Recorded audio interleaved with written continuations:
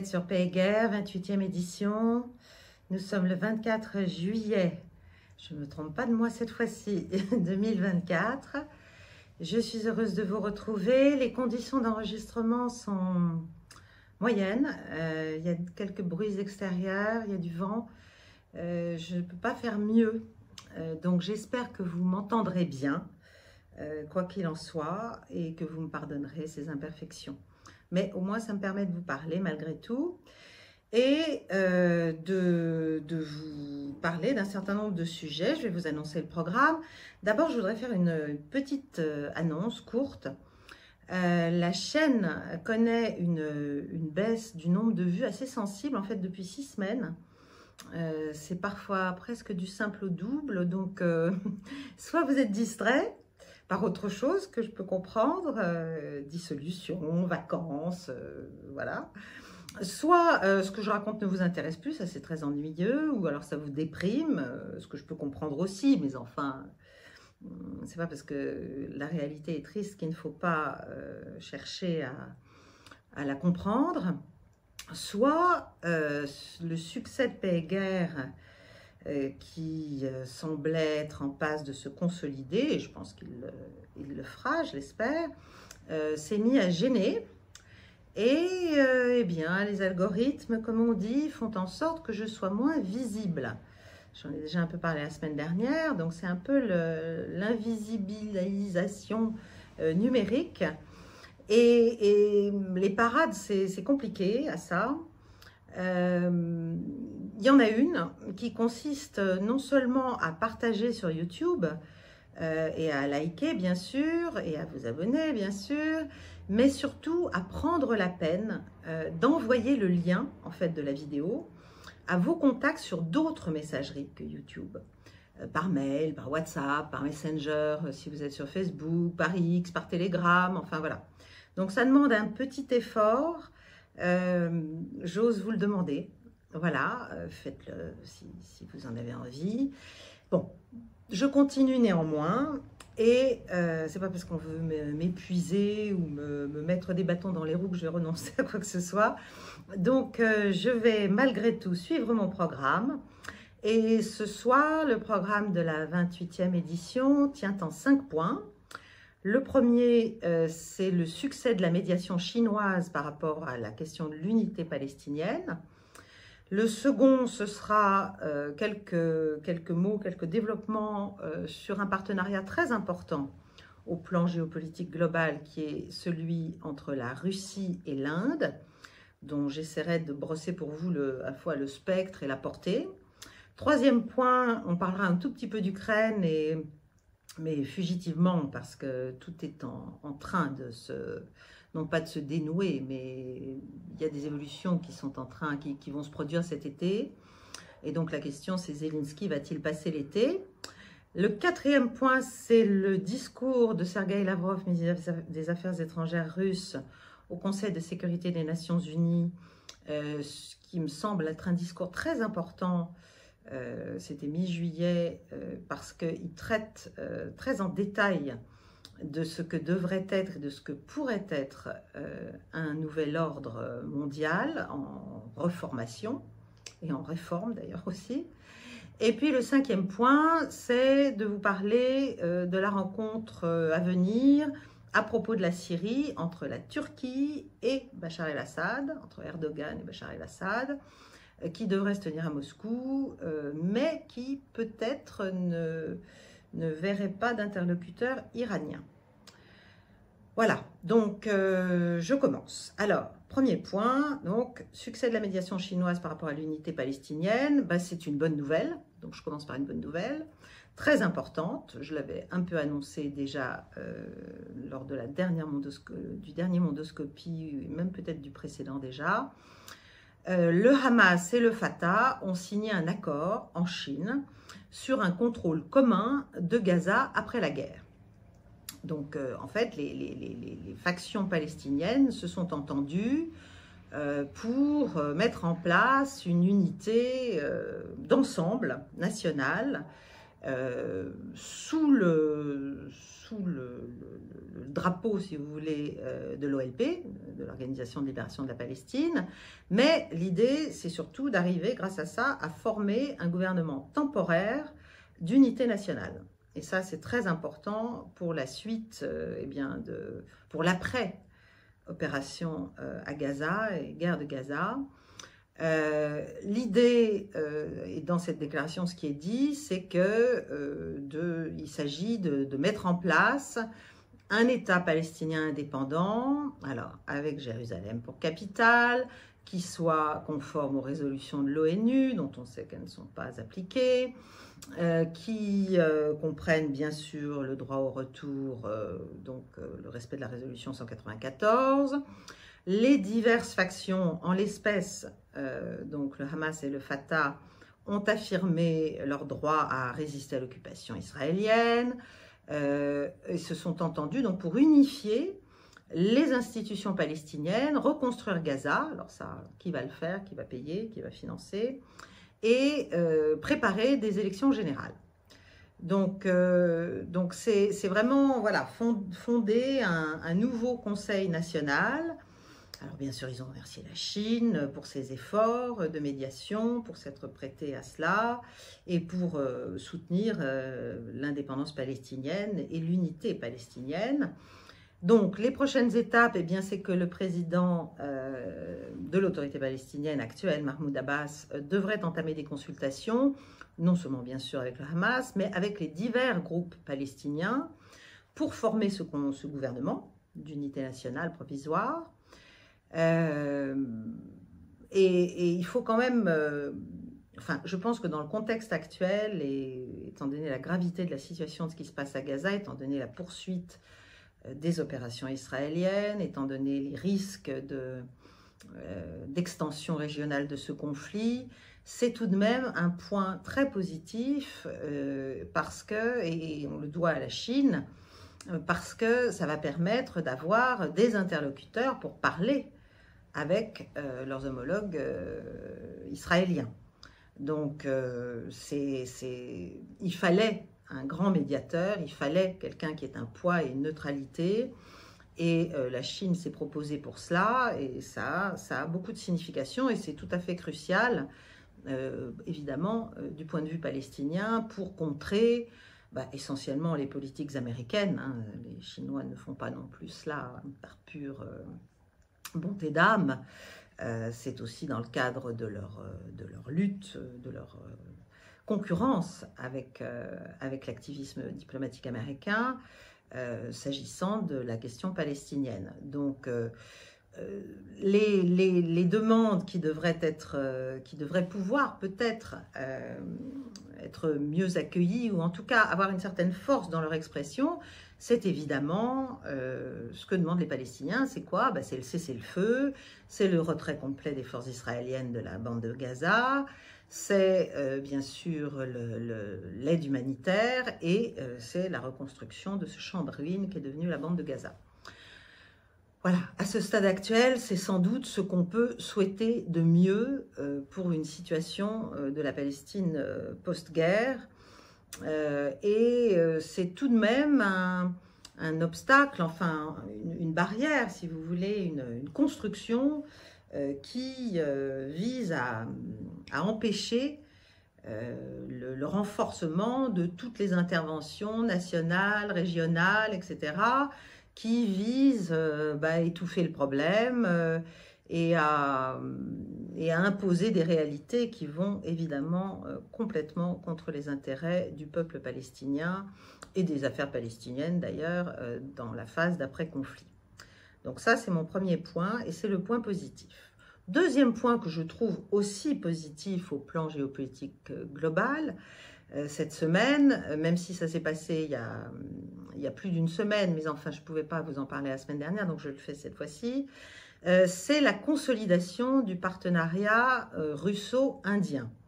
Il y a eu donc vous savez que Narendra Modi est venu voir Vladimir Poutine le 8 et le 9 juillet dernier à Moscou, qu'ils ont eu des entretiens longs, assez intimistes d'ailleurs, ils ont donc pu discuter pleinement de beaucoup de choses.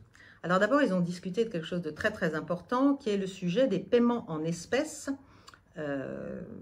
entre les citoyens de leurs deux pays, avec l'utilisation de cartes et de systèmes de paiement nationaux, c'est-à-dire une espèce de coordination, si vous voulez, et non pas d'uniformisation, pardon, mais d'arriver à pouvoir finalement faire du commerce sans le dollar, tout simplement, entre roubles et roupies. Et ça, c'est très important, c'est un élément très important de l'infrastructure de soutien au commerce entre l'Inde et la Russie en général, et même au-delà de l'interaction entre les deux États. Donc, ils ont mis en place un accord entre leurs banques centrales sur ces échanges et cette coopération, et sur l'acceptation en fait de cartes de paiement nationales. Voilà, tout simplement. Et ça, évidemment, ça donne du fond, du champ, si vous voulez, au prochain sommet des BRICS qui va se tenir à Kazan en octobre prochain. Les BRICS, on le sait, cherchent à améliorer le système monétaire et financier international, et en tout cas à ce que soient pris en compte leurs intérêts. Et ils accordent une grande priorité à la création d'une plateforme qui leur permettra d'effectuer des transactions en monnaie nationale dans le cadre de leurs échanges mutuels entre tous les pays membres des BRICS+, maintenant. Ils sont une dizaine pour l'instant.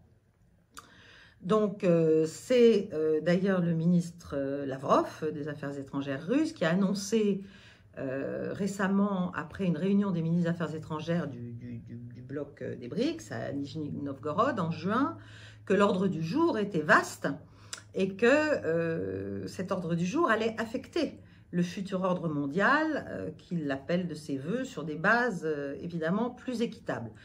En arrière-fond de tout ça, il y a la question du système d'échange de SWIFT, évidemment, après que de nombreuses banques russes ont été coupées du système de messagerie financière qui était basé en Belgique, depuis le début du conflit en Ukraine, en fait, en fin février 22. Donc SWIFT, c'est le synonyme de l'hégémonie américaine, bien sûr, et l'objectif, c'était de couper la Russie de SWIFT et d'isoler la Russie du système financier international. On sait que ça n'a pas marché, on sait qu'ils ont mis en place un système alternatif assez vite, mais on voit là que l'Inde, qui est l'objet de toutes les courtisaneries possibles de la part des Américains, de toutes les offensives de charme, carottes, bâtons et compagnie, de la part des États-Unis, eh bien l'Inde manifestement choisit de faire équipe avec la Russie pour créer un système de paiement utilisant ces monnaies locales. Et c'est pas vraiment une démarche anti-américaine. Il ne faut pas le voir comme ça, d'ailleurs, à mon avis, car évidemment, l'essentiel des échanges internationaux, commerciaux, qui concernent l'Inde, continue à se faire dans la monnaie américaine. C'est simplement que l'Inde a compris qu'elle devait jouer sur les deux tableaux, et c'est ce que je dis depuis plusieurs années, c'est que le nouvel ordre international qui est en gestation sera un ordre, si vous voulez, à la carte pour les pays et non plus au menu. Vous ne serez plus obligé de tout prendre et de ne rien prendre de l'autre côté. Vous pourrez faire un peu votre marché et avoir le choix. Alors, au-delà de cette question de SWIFT, c'est pour parler, ces discussions entre Poutine et Modi ont permis d'approfondir la coopération indo-russe de manière à la fois dans son extension et dans son intensité, si vous voulez. Donc, c'est plus seulement le pétrole, les engrais, les centrales nucléaires, le système antimissile, balistique, le développement conjoint d'armement et de technologie militaire. Mais maintenant, il y aura donc aussi ce système financier qui ignore SWIFT superbement. Alors, pour la petite histoire, il faut se souvenir que cette visite de Modi à Moscou, il est arrivé, en fait, elle a eu lieu le jour même où il y avait le 75e anniversaire de l'OTAN, à Washington, qui s'ouvrait. Et finalement, bon, Modi qui n'est pas bien sûr dans l'OTAN, mais enfin quand même, pendant ce temps, Modi dînait en tête-à-tête avec Poutine dans sa résidence de campagne, dans la banlieue de Moscou, pour un repas privé, pour une longue promenade dans les bois. Et finalement, l'idée était de chorégraphier ce bond en avant dans les relations bilatérales entre les deux États. Et tout cela, tandis qu'à l'OTAN, on était bien sûr en train de dire que la Russie était une menace pour le monde entier, n'est-ce pas? Et notamment pour les États-Unis et pour tout l'Occident, et qu'il fallait absolument, enfin, on a réitéré la promesse de vaincre la Russie dans la guerre en Ukraine, ce qui me semble de plus en plus utopique, mais enfin, bon, il faut manifestement du temps pour que les dirigeants occidentaux prennent conscience de la réalité des choses, mais enfin. Donc, si vous voulez, c'est au plan de la geste diplomatique, c'est très intéressant, cette concomitance, parce que c'est à la fois la démonstration d'une forme d'indifférence à ce que peuvent bien raconter les Occidentaux à l'OTAN, de mépris, hein, et puis de défi. Parce que, voilà, on organise la suite de l'autre côté du monde. Donc, il y a une vraie percée, je crois, avec cette visite dans les relations russo-indiennes, un nouveau climat de confiance renforcé. Bon, on sait que les relations entre la Russie et l'Inde sont anciennes, hein, ça date de très longtemps, des années 60, 70. Bon, il y avait des relations fortes, et notamment dans le domaine militaire d'ailleurs, entre l'Union soviétique et l'Inde à l'époque d'Indira Gandhi, de Rajiv Gandhi, et même bien avant d'ailleurs, bien avant. Donc, on sait que le chiffre d'affaires du commerce bilatéral est en augmentation constante, on sait que l'Inde fait appel à l'énergie russe, on sait que la coopération donc, va désormais prendre aussi un tour beaucoup plus intensif dans la sphère militaro-industrielle. Et ça, c'est une réponse à la quête d'autosuffisance de l'Inde, qui d'ailleurs fait des achats aussi, toujours aux États-Unis, à la France, à d'autres.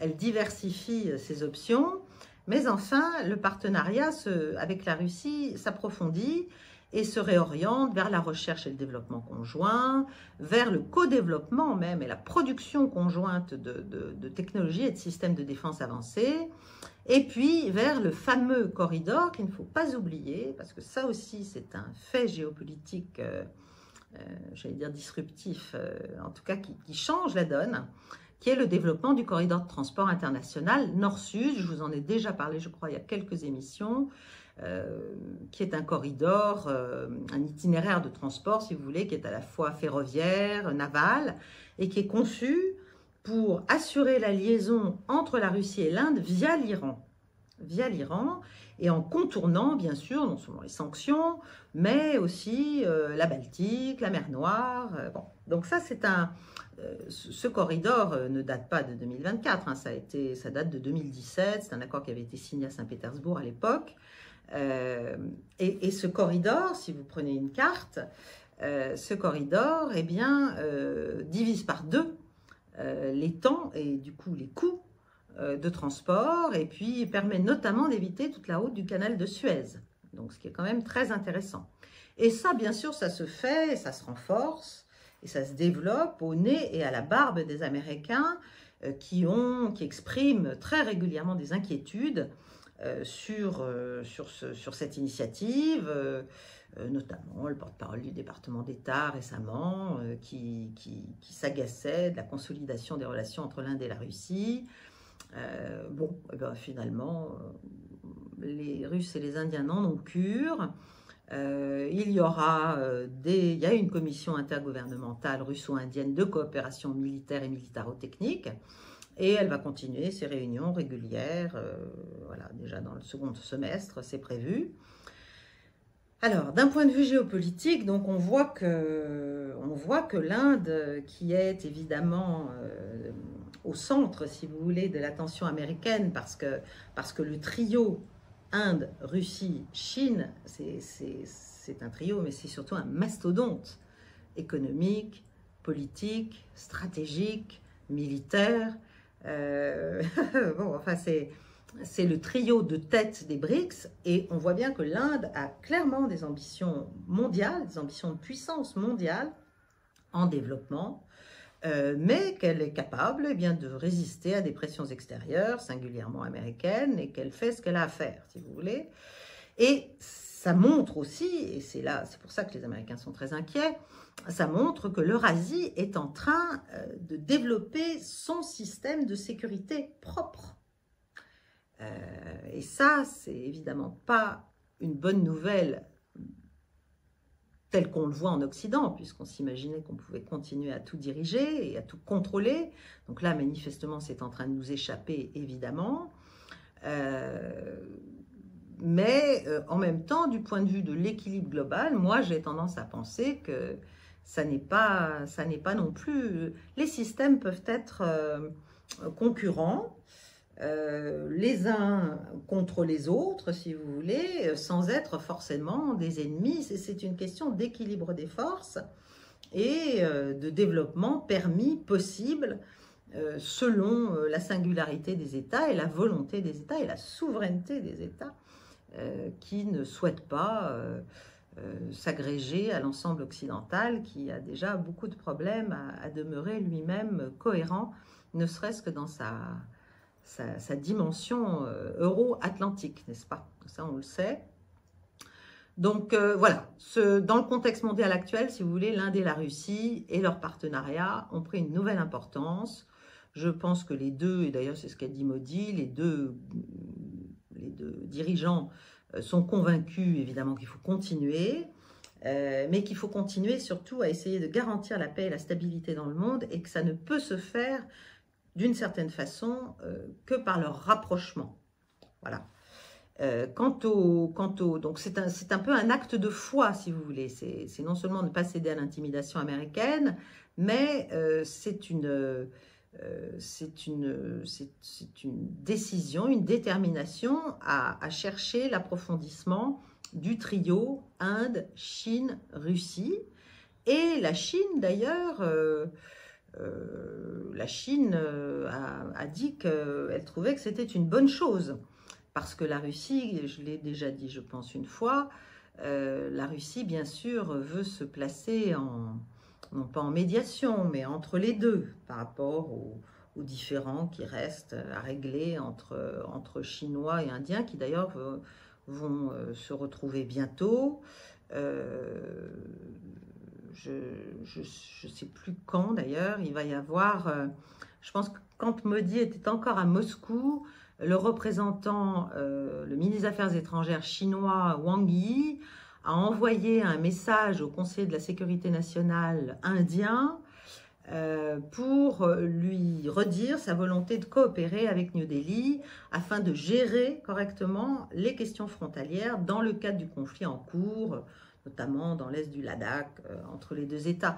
Donc si vous voulez, ça aussi c'est une bonne chose, mais ça montre surtout que le monde est en train de s'organiser. Le Moyen-Orient s'organise et l'Eurasie s'organise, évidemment, ça je l'ai expliqué à de nombreuses reprises, mais même les deux grandes, gigantesques puissances asiatiques que sont l'Inde et la Chine sont en train, par le biais finalement des BRICS et par le truchement de la Russie, peut-être de décider d'apurer certains différends pour donner un peu de mou à leur coopération et pour la rendre plus fluide et plus intéressante. Donc ça, c'est un point important à garder en tête et à surveiller aussi. Le troisième point, c'est donc l'Ukraine, mais là, je vais être rapide. J'ai intitulé ça « Zelensky passera-t-il l'été ?» parce qu'il y a quand même un certain nombre de bruits et de bruits insistants, de sources qui sont généralement assez fiables, qui disent que, mais on s'en doutait un peu, hein, que Zelensky est quand même en très très mauvaise posture, de plus en plus critiqué à l'intérieur, notamment par le maire de Kiev, Klitschko, bon ça c'est pas nouveau, mais ça continue, critiqué par une partie de son entourage, critiqué aussi par les Américains, parce que il n'est clairement pas en posture victorieuse sur le terrain. Ça fait longtemps, mais ça devient de plus en plus clair et on peut difficilement l'ignorer. Et il se dit peut-être qu'il pourrait bien ne pas passer l'été, ou en tout cas l'automne va être très très difficile s'il est encore là. C'est peut-être ce qui explique justement cet activisme diplomatique qu'on a vu, dont j'ai parlé la semaine dernière, où il essaie d'expliquer qu'il doit y avoir des pourparlers de paix. Maintenant, il dit clairement qu'il faut que la Russie soit là, qu'il saucissonne le problème en plusieurs étapes, mais enfin qu'il cherche à, si vous voulez, à ne plus apparaître comme celui qui ne veut absolument pas discuter avec la Russie.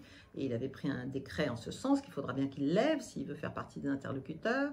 Voilà, il ne peut plus être juste dans la posture de non, non, non, je ne veux rien, je ne fais rien, je fais la guerre jusqu'au bout et jusqu'au dernier Ukrainien et pour la défaite. Hein, voilà.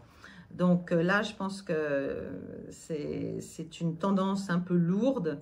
Il faut voir comment ça va évoluer. Il faut voir bien sûr ce qui va se passer avec les élections américaines. Ça sera assez différent si c'est un démocrate ou si c'est Donald Trump qui reprend la Maison-Blanche. Et bon, on va voir avec Kamala Harris, mais ça est encore difficile de savoir comment ça va tenir. Donc, en tout cas, c'est une question. On pourrait bien avoir un été, j'avais dit qu'il serait chaud, mais peut-être qu'il sera chaud, mais pas seulement au plan militaire, au plan politique pour l'Ukraine, on verra. Je ne vais pas faire de prophétie, c'est pas mon genre, mais bon. Quatrième petit point, enfin non, en fait c'est lié au troisième ça. Il y a aussi des informations selon lesquelles, alors là je ne peux pas vous les confirmer, mais enfin il n'est pas impossible, et ça a été rapporté par un colonel de l'armée espagnole à la retraite, le colonel Banos, qui a rapporté qu'il y avait eu une frappe de missile russe sur Odessa qui aurait tué 18 soldats britanniques des commandos de l'air et des soldats français, des soldats, pas des mercenaires. Or, on sait qu'il y avait eu des bruits disant qu'il y avait déjà des soldats français dans cette région-là de l'Ukraine, au sud de l'Ukraine. Bon, voilà, c'est une petite information qui vaut ce qu'elle vaut, mais qui ne me paraît pas tout à fait improbable. Évidemment, personne n'en parle, personne n'en dit rien, et surtout pas notre état-major. Il y aurait eu aussi 25 blessés, enfin, et il y avait aussi d'autres soldats, d'autres gens de l'OTAN qui étaient au même endroit. Voilà.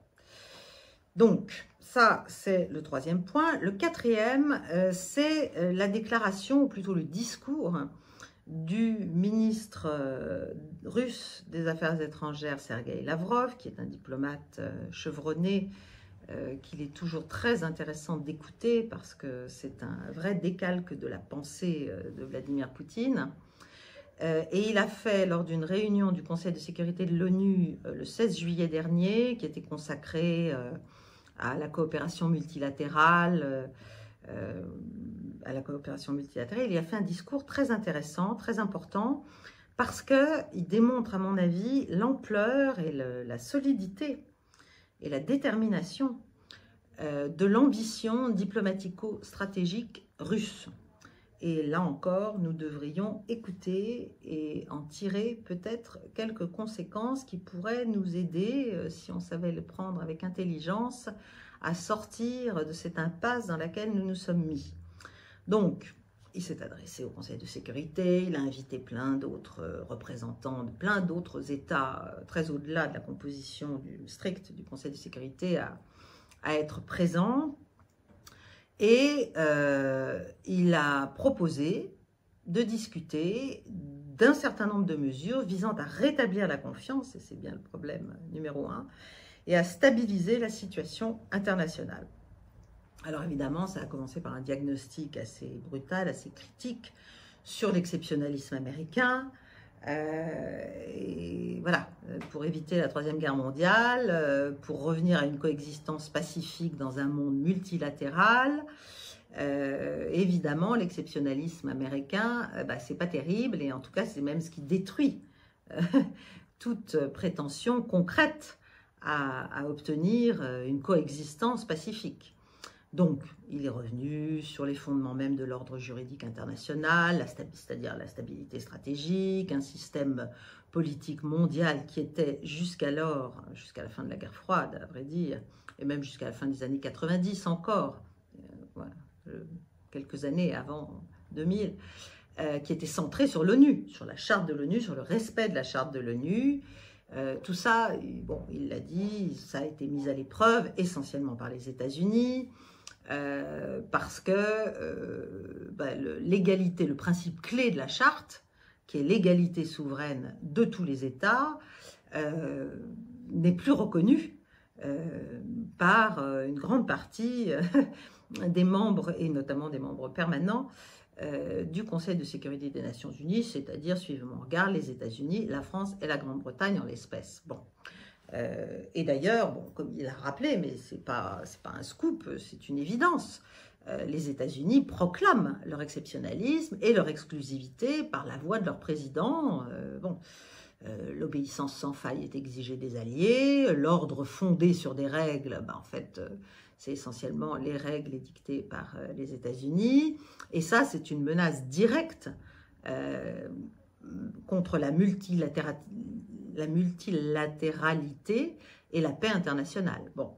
Donc, les décisions du Conseil sont depuis des décennies interprétées de manière déformée, de manière sélective, en fonction des instructions qui viennent de la Maison-Blanche, en fait. Bon, c'est pas nouveau, là encore. Alors, évidemment, il a évoqué Minsk, il a évoqué les accords de paix de Dayton sur la Bosnie-Herzégovine, il a évoqué le sabotage des résolutions sur le Moyen-Orient, il a évoqué, alors là, sur le Moyen-Orient, évidemment, il a été assez loquace, notamment sur la question de la souveraineté d'Israël sur le plateau du Golan syrien, qui est donc contestée par les résolutions de l'ONU, mais que Anthony Blinken considère il considère ces résolutions comme juste inutiles.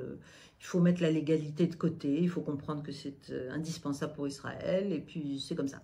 Donc si vous voulez, il a commencé par un diagnostic, il faut lire ce discours, on peut le trouver sur les sites officiels russes, et on peut le trouver aussi traduit en français sur un site suisse qui s'appelle arrêtsurlinfo.ch. Et là, il a été traduit, ce qui est peut-être bien pour certains d'entre vous, voilà, pour certaines expressions précises, etc. Donc il a fait un grand diagnostic, mais je vous invite à lire le discours parce que je ne peux pas revenir sur tout le diagnostic. Il est aussi revenu sur la résolution là, du 25 mars dernier la résolution 27-28, qui demandait un cessez-le-feu immédiat dans la bande de Gaza et qui, selon le représentant permanent des États-Unis, cette résolution n'a pas de caractère juridiquement contraignant. C'est-à-dire qu'en fait, les règles américaines sont plus importantes que l'article même 25 de la Charte des Nations Unies. Voilà, il a redit que George Orwell avait compris tout ça dans La ferme des animaux et que la fameuse expression « tous les animaux sont égaux, mais certains sont plus égaux que d'autres » était une expression extrêmement actuelle. Et c'est vrai, bien sûr, mais j'allais dire, c'est de toute éternité, c'est pas seulement lié à la Charte des Nations Unies, ça le monde va malheureusement comme ça, et c'est contre cela, bien sûr, qu'on a souhaité, après la Deuxième Guerre mondiale, avoir les Nations Unies et chercher à trouver un minimum, un cœur de principes qui permettent au moins le plus souvent possible aux États d'avoir une forme de souveraineté et en tout cas de pouvoir invoquer des principes de non-ingérence, d'intangibilité des frontières, etc. pour se sauver un peu des ambitions hégémoniques ou des ambitions de contrôle d'autres membres plus puissants de la véritable communauté internationale, pas celle des années 90 dans les Balkans, qui était finalement toute petite, c'est-à-dire c'était l'Occident, mais la communauté des États de ce monde.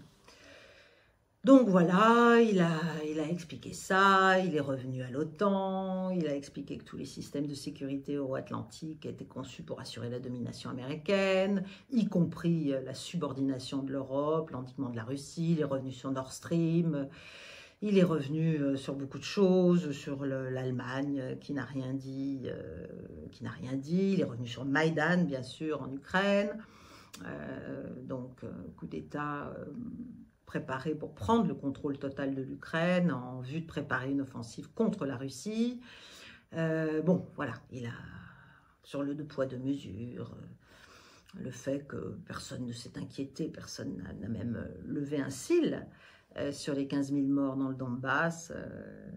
Voilà, mais évidemment, aujourd'hui, sur l'Ukraine, c'est bien différent. Donc, on est...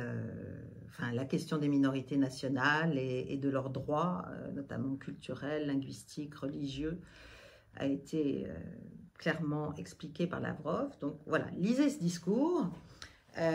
Et donc, à la fin de ce diagnostic long et sans doute très désagréable à écouter pour d'autres membres du Conseil de sécurité, il a dit, bah voilà, il y a 4... pour ceux qui ont envie, ceux qui ont un intérêt sincère à surmonter la crise en Ukraine et à inclure dans leurs propositions la question des droits des minorités nationales sans exception, eh bien, il faut revenir à d'autres méthodes et à d'autres approches et à d'autres prémices aussi. Donc, bon, je passe un peu sur certaines choses. Et j'en viens à ce qu'il a proposé.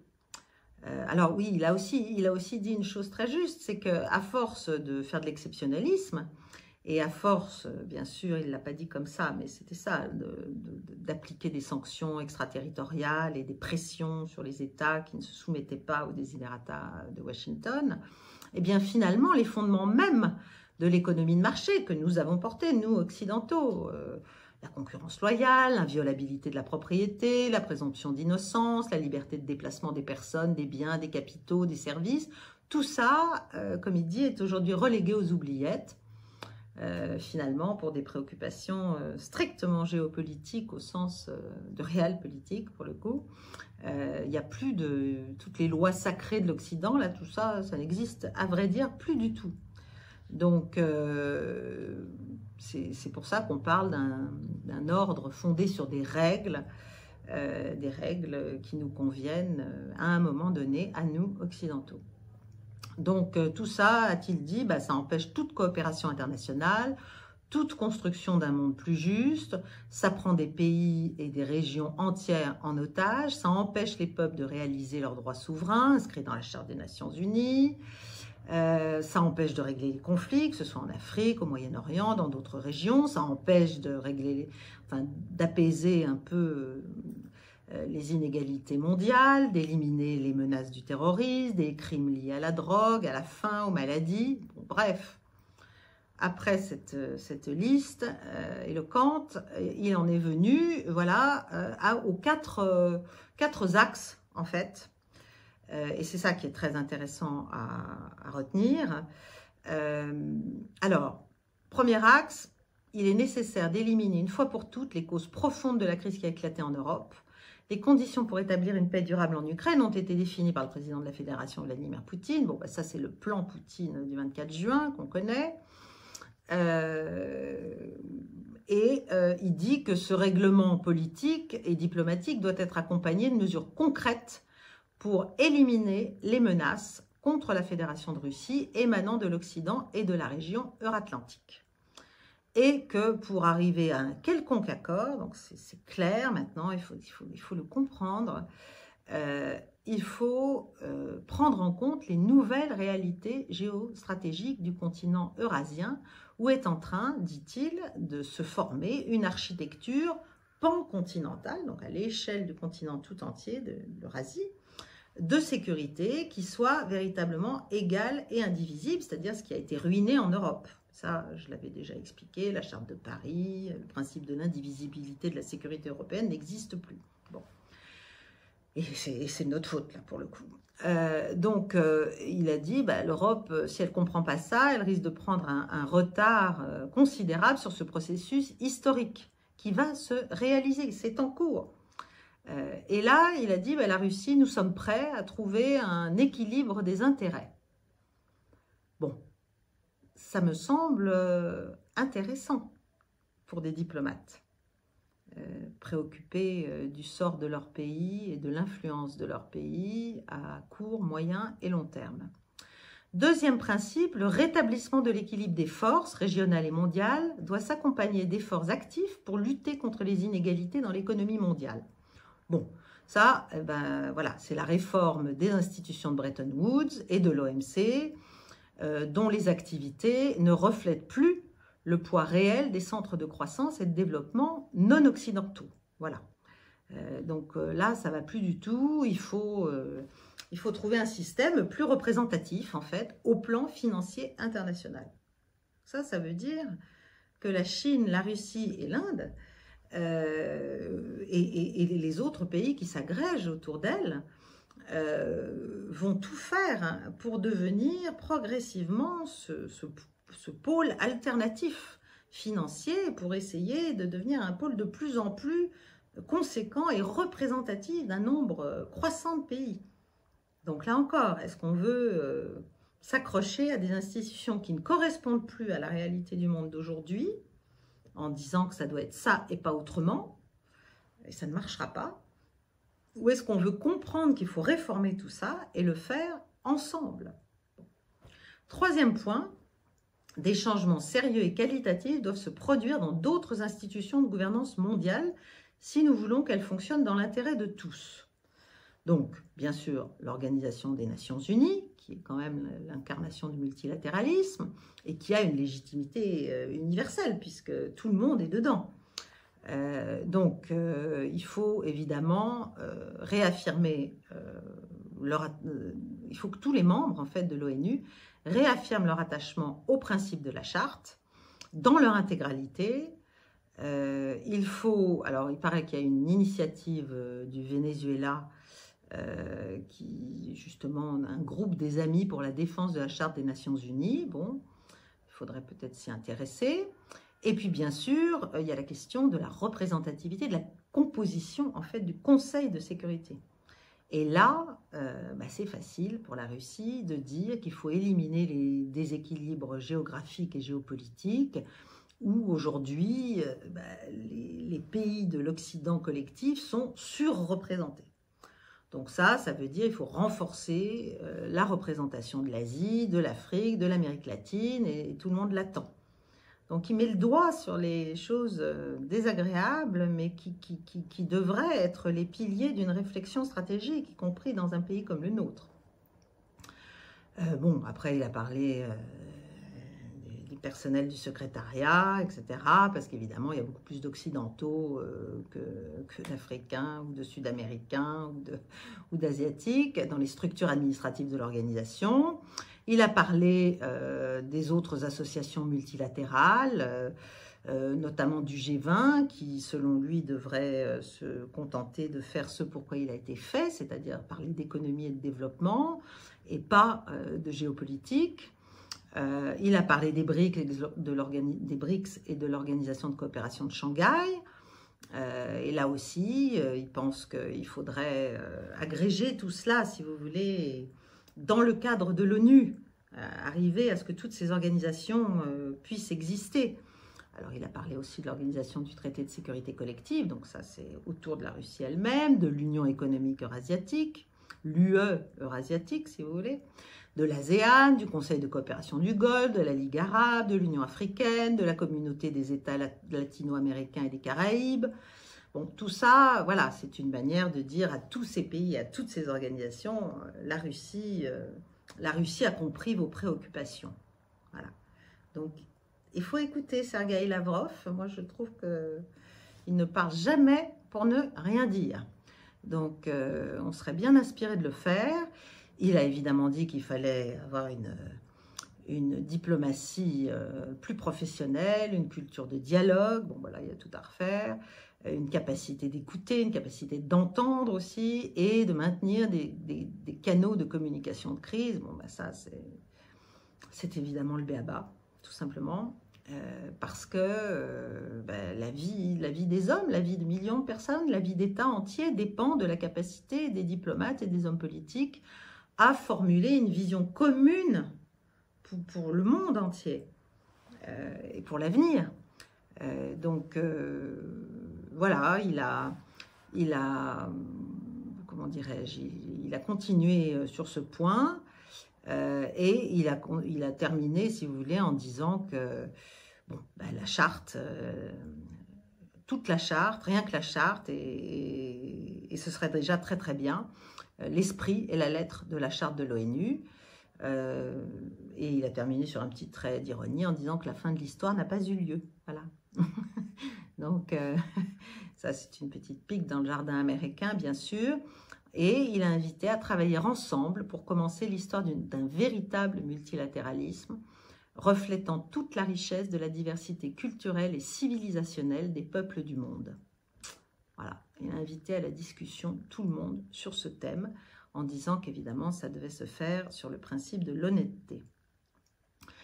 Donc, moi, je trouve ce discours important parce qu'en fait, il a brossé, j'allais dire plus même que ne l'a fait Poutine, même s'il avait fait un discours il y a aussi 1 mois et demi ou 2 mois important, au moment, enfin un peu après son nouveau mandat, l'inauguration de son nouveau mandat. Mais là, Lavrov donne des pistes très logiques de réforme de l'ordre international et dit que la Russie est prête à y contribuer et souhaite y contribuer et que de toute façon, si ça se fait sans l'Occident, mais ça va se faire ailleurs, mais c'est dommage pour l'équilibre global des choses. Donc là aussi, c'est une invitation quand même à la hauteur. Je suis désolée, on me dira que c'est scandaleux de dire ça de la part de la Russie, mais je pense que c'est précisément ce qui fait son succès, c'est la hauteur de vue de ses dirigeants et de ses grands porte-parole, comme peut l'être un Lavrov. Voilà, j'ai un 5e point qui est la perspective, bientôt, d'une rencontre entre le président turc Erdogan et le président syrien Bachar el-Assad. Ça doit se tenir à Moscou. Vladimir Poutine serait le médiateur de négociations. Il y aurait éventuellement le premier ministre irakien, Al-Soudani, qui pourrait être là. Mais il est prévu a priori que l'Iran ne soit pas invité à la réunion. Ça pourrait se faire en août, là. Selon la source qui donne ça, la question du retrait turc de Syrie n'est même pas une condition préalable. C'est-à-dire Bachar el-Assad n'a pas mis cette condition préalable, mais on va quand même en discuter. Voilà, donc c'est un premier cycle de négociations axé sur les aspects économiques. Vous savez que la Syrie est dans un état épouvantable, à tout point de vue d'ailleurs, que la guerre s'y poursuit dans l'indifférence la plus totale, que la société syrienne, le peuple syrien est dans un état économique et financier dramatique et que donc il faudrait sortir de tout cela. Alors, ce qui est dit, c'est que l'exclusion de l'Iran pourrait indiquer en fait qu'il y a des différends croissants entre Moscou et Téhéran concernant la Syrie, concernant son avenir après la guerre, que les Russes seraient méfiants, notamment face à la puissance de plus en plus visible des milices soutenues par l'Iran en Syrie, qu'il y aurait des divergences sur le leadership, qu'il y aurait des divergences sur les opérations militaires, qu'il y aurait des divergences sur l'utilisation des bases iraniennes. Voilà, ça laisse entendre que peut-être la relation russo-iranienne sur le dossier syrien serait entamée. Et puis, bien sûr, il y a de la compétition, parce qu'il y a de la compétition pour les contrats énergétiques, pour les ressources économiques, pour la reconstruction de la Syrie aussi. Bref, il y aurait des frictions, quoi. Alors, le journal donc, qui rapporte ça dit que la décision de la Russie d'inviter l'Irak en excluant l'Iran fait d'une pierre deux coups. D'abord, ça creuse un fossé entre Bagdad et Téhéran. Ça fait plaisir à Al-Soudani qui voulait accueillir les premiers entretiens personnels entre Erdogan et Assad lui-même. Bon, ça démontre la solidité, ça c'est ancien, de la relation entre Bagdad et Moscou. Mais Poutine, voilà, c'est pas sûr néanmoins qu'Al-Soudani soit là. Il préférerait que ça se tienne soit en Russie, soit en Turquie. Alors moi j'ai une autre hypothèse, qui voit un peu plus loin peut-être, mais c'est une hypothèse que je vous livre. Hein. Je me demande s'il est bien vrai que l'Iran n'est pas invité et qu'il y a donc une petite période de tension qui peut avoir des sources très claires et très objectives entre les Iraniens et les Russes. C'est peut-être aussi que Vladimir Poutine anticipe déjà une victoire, enfin un changement de pouvoir à Washington, et qu'il sait qu'il va devoir établir un dialogue sur tous les fronts, sur tous les sujets, avec le nouveau président américain, et éventuellement Donald Trump, et que ce dialogue est très très important. Ça, c'est un dialogue essentiel du point de vue de Moscou, le dialogue avec Washington, et que pour que ça se passe bien en Europe peut-être, et que le dialogue mène à quelque chose d'utile pour la Russie en Europe, il va falloir aussi faire des concessions au Moyen-Orient, et qu'un Trump aura peut-être une politique plus dure vis-à-vis de l'Iran que n'aurait pu l'avoir l'administration Biden bis, même si ça reste à voir. Donc bref, peut-être, ça peut être une hypothèse, c'est que tempérer le lien Moscou-Téhéran permettrait à Moscou de se donner les moyens de mieux dealer, de mieux négocier avec Washington. C'est mon idée. C'est ce que ça m'a évoqué, si vous voulez, mais je peux encore une fois tout à fait me tromper. Voilà, c'était les 5 points que je voulais aborder aujourd'hui avec vous. J'espère que vous ne m'en voulez pas trop de cette vidéo un peu particulière. Je vous souhaite une belle soirée. Merci donc de partager, de liker, de diffuser sur les autres canaux que vous avez à votre disposition et vers d'autres, vers tous les gens que vous pouvez imaginer intéressés par ce que fait Paix et Guerre. Je vous remercie aussi pour nous soutenir financièrement si vous le souhaitez, vous savez comment. Et je vous donne rendez-vous la semaine prochaine, mercredi, pour la 29e édition. Il se sera certainement passé encore plein de choses entre-temps et je serai ravie de vous en parler de nouveau. Je vous souhaite une belle soirée. À très bientôt. Au revoir.